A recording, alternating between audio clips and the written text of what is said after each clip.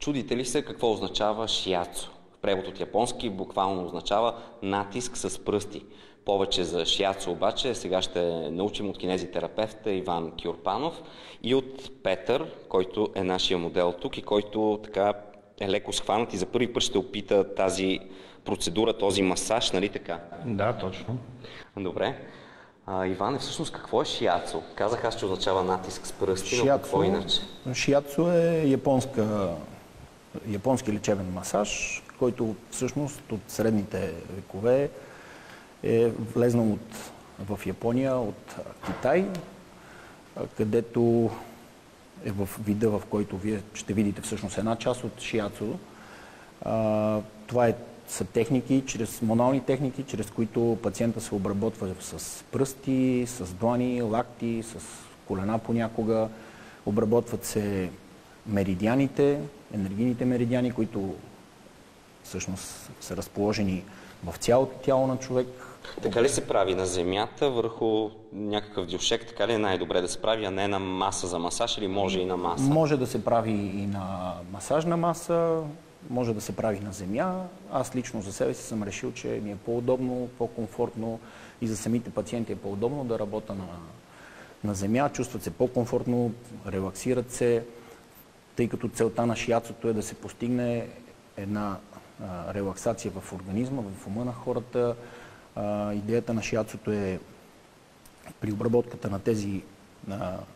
на всичките енергийни канали, на специфични зони, които се обработват, които са свързани с централната и периферната нервна система, да се постигне една релаксация, за да може тялото, процеса по възстановяване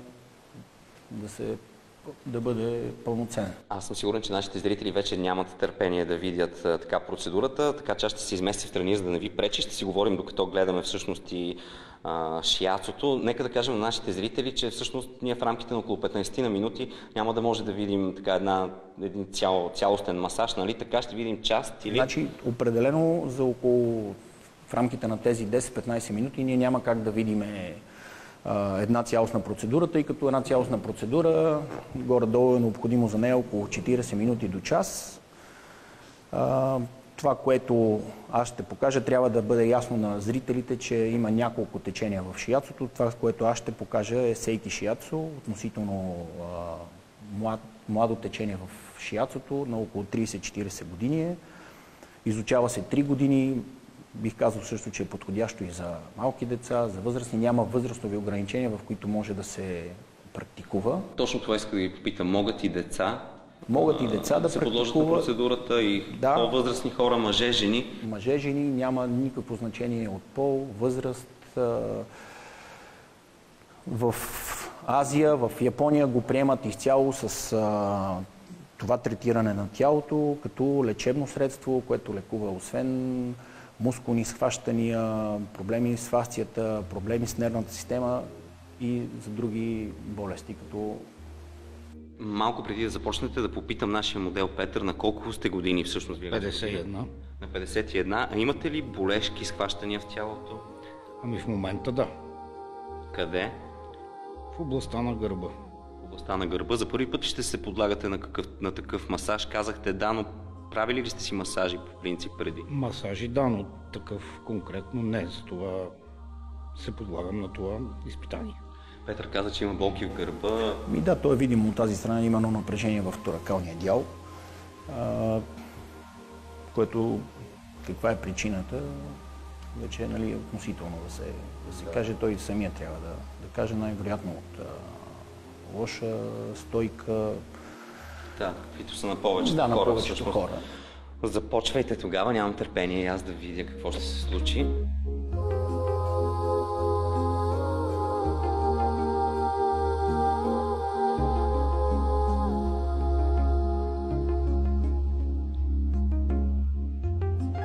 И докато вие масажирате Петър, ми се иска да ви попитам как се запалихте по това.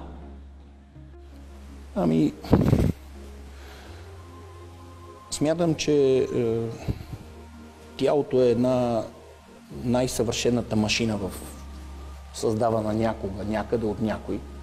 И всъщност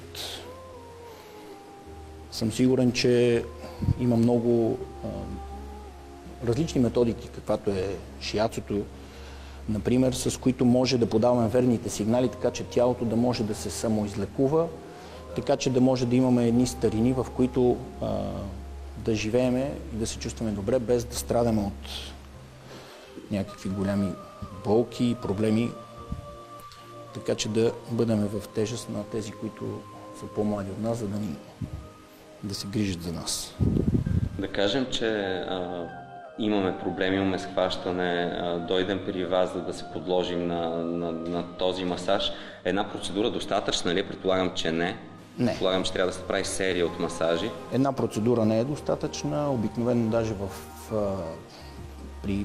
след първите една-две процедури е възможно дори тялото така да изпадне в едно състояние, не знам точно как да... Може да се, даже леко температура да се вдигне, може... Но това са много редко срещани случаи. По-скоро това, което получавам като информация обратна след пациентите ми, че на следващия ден се чувстват още по-добре, че се чувстват тонизирани, релаксирани, спали са добре. Повече мъже или повече жени идват при вас? Ами, не мога да ви кажа. Може би... И за двата пола казахте, че е подходящо. Да, може би процента е малко по-голям при жените, тъй като все пак казах ви в началото, че това е един вид енергийна терапия, с която чрез тези притискания на енергийните канали ние все пак нашата цел е да възстановим енергийния баланс в тялото, за да може то да се самоизлекува. Какво правите в момента?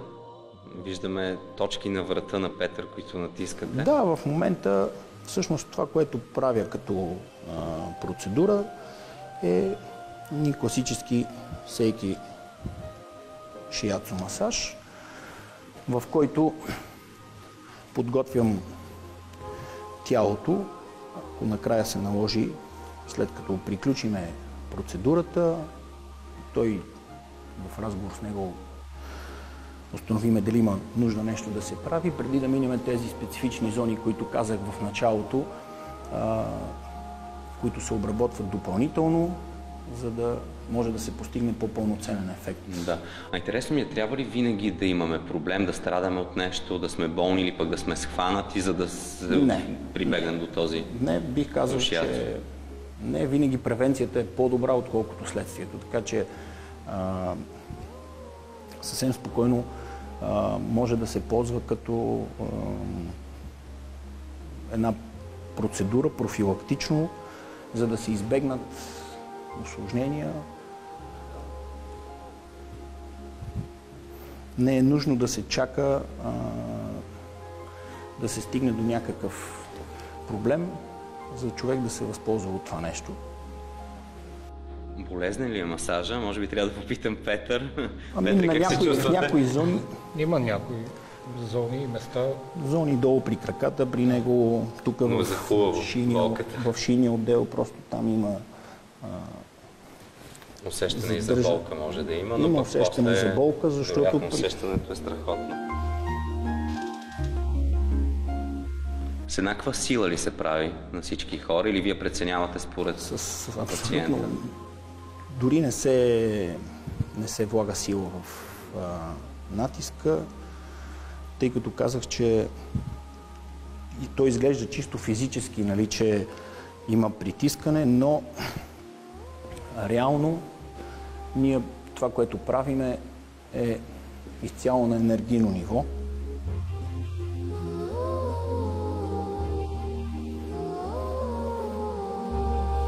А има ли определени болести, които могат този масаж да помогне за тяхното излекуване? И при децата същия ли е масажа, по същия начин ли протича, както и при възрастните? Да, абсолютно при всички процедурата протича по един и същи начин. Вече в зависимост от конкретни оплаквания, ако имат. Това, което ви казах, тези специфични зони и допълнителни, които се обработват, през които се постига би го нарекал по-задълбочено навлизане в енергията на тялото. Само това е различно и то според вида оплаквания, които при всеки един пациент са индивидуални. Ето тук при него това е малко по-болезнено.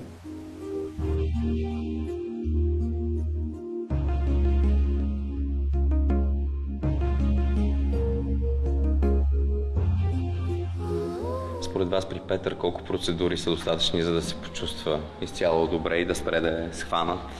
Значи, той след още една-две процедури, след още първата процедура ще се почувства значително по-добре и това схващане, което го има, ще намалее, но не мога да кажа, много е важно, нали, след всичките тези процедури, той какво ще прави за себе си. Това също е от изключително голяма важност. Тоест, прави ли някаква гимнастика, какъв му е хранителният режим. Всичкото това нещо има отношение върху неговото общо здраве. Прочетох някъде, че шиацо е подходящо и за хора, страдащи от онкозаболявания. Вярно ли е това? Да.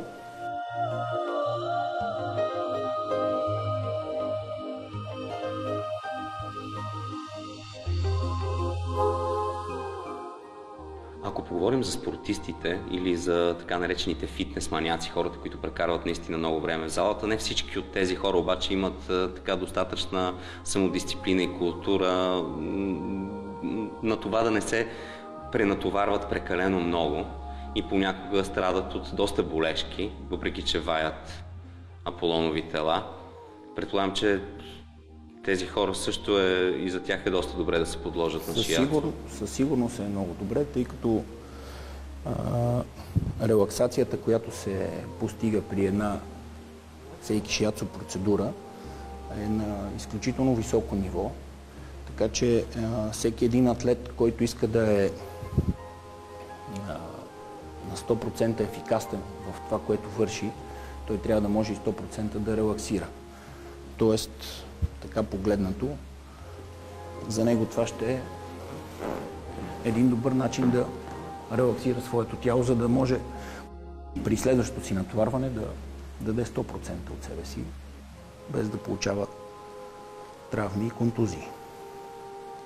Една такава първа процедура, която е на цялото тяло, колко трае в реално време? 40-50 минути? 40-50 минути трае. 40-50 минути, да. А колко пъти в седмицата или пък в месец е подходящо да си правим тези масажи? Значи, желателно е един път седмично човекът може да се подлага на това нещо, особено ако има нужда, има реална причина, за която да го прави. Иначе достатъчно един път, два пъти в месеца, съвсем спокойно. Профилактично. Да. Когато съм гледал различни клипчета в интернет или филми, свързани с такива японски масажи, винаги така най-странно ми е изглеждало точно това, което току-що направихте с разпъването. Така, това всъщност, което направихме от едната страна. Сега, ако имаме време, всъщност същото нещо трябва да го повторим и от другата страна. Времето ни, за жалост, приключи, но същото може нещо, да което ние го опитате, видяхме, трябва да го направим от другата страна. От другата страна. Това, според това как той се чувства, според това какви проблеми има, вече може да обърнем внимание съответно на определени зони, които да ги обработиме допълнително чрез натиск, така че да може да повлияем още по-дълбоко на тялото, да може то да се релаксира още повече, за да предизвикаме тази вътрешна енергия, неговата вътрешна енергия, която има лечебен ефект върху самия него. На мен ми беше много интересно, надявам се, че нашите зрители също. Преди да се разделим, да попитам Петър. Петър, как се чувстваш? Ами, добре. Благодаря за релаксиращ масаж. Добре се чувствам. На моменти казахте, че ви е наболвало по-малко, но сега усещането вероятно е доста приятно. Сега вече се чувствам много по-добре. Ще се подложите ли на още такива процедури? Разбира се. Добре, добре. А какъв съвет бихте дали на Петър и на хората като него, които са с изкривена стойка, които имат болешки? Да обръщат повече внимание на себе си по-навреме, да търсят, аз би ги посветвал да търсят по-алтернативни начини за лечение, като сейки шиацо, като мануална терапия, за да не се стига до там да търсят хирургична намеса, за да не се задълбочават нещата и задължително да намират 20 минути време всеки ден да правят гимнастика. Това е много важно. Мисля, че е страхотно пожелание за финала на нашата среща. Много ви благодаря и на двамата. И преди да се разделим, всъщност нека да кажем това, което каза Иван отново. Спортувайте, обръщайте си внимание с алтернативни начини, с масажи, също така не чак когато е прекалено късно и трябва да се опре до ножа, както се казва и до хирурга, и поне по 10-15 минути гимнастика. Превенцията винаги е по-добрият вариант, отколкото след това да лекуваме, когато нещата вече са много по-трудни обратният процес е много по-труден. Така, шиацото е една от тези превенции, убедих се аз, предполагам нашите зрители също, това е от нас.